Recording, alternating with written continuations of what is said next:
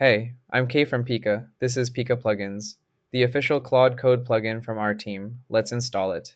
Open the Quick Start section here. Installation is just two commands you copy into your terminal.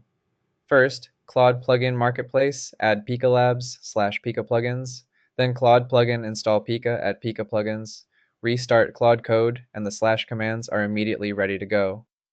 Now what's actually inside? The plugin gives Claude a face, name, voice, and personality, plus a full creative stack of image, video, audio, and editing tools. 3 launch spotlight skills come ready to fire: /Pika podcast, /Pika explainer, and /Pika UGC ads. The kind of media you'd actually post.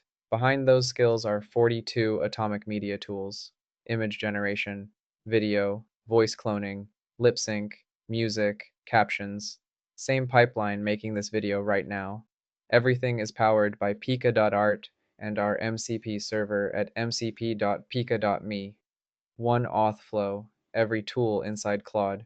So if that sounds useful, star the repo, install the plugin, and let your Claude actually make things.